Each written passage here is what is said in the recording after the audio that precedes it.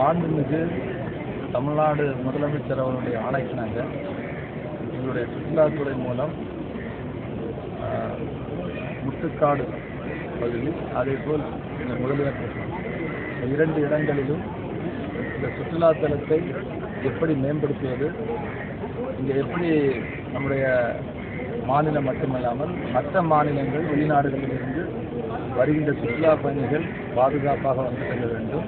இங்கே வந்து இருக்கக்கூடிய இந்த இயற்கை விலங்குகள் அழகெல்லாம் ரசித்து அவங்க வந்து பயன்படுத்தக்கூடிய அளவில் இருக்கக்கூடிய அந்த இடத்தையெல்லாம் மேம்படுத்துவதற்காக கள ஆய்வு செய்வதற்காக நாங்கள் இந்த பகுதியில் வந்து சில ஆக்டிவிட்டிஸ் நடக்குது. அந்த ஆக்டிவிட்டீஸை வந்து நேரடியாக பார்த்து இங்கே இருக்கக்கூடிய மக்களுக்கு என்ன தேவைப்படுது, சுற்றுலா பயணிகள் வந்தால் அவங்களுக்கு என்னென்ன தேவைப்படுது, எப்படி அந்த சுற்றுலா பயணிகளை ஈர்ப்பது, அவர்களை எப்படி பாதுகாப்பாக பயன்படுத்துவது எல்லாம் பற்றி பார்க்கறதுக்காக வந்து இங்கே வந்து சுற்றுலாத்தலத்துக்கு இல்லை இப்போ கூட சொன்னாங்க கொஞ்சம் இருக்கக்கூடிய அந்த படகெல்லாம் வந்து கொஞ்சம் அதாவது பழமையாக இருக்குன்னுலாம் சொன்னாங்க. அதெல்லாம் நாங்கள் ஏற்கனவே இப்போ பார்த்துட்டோம்.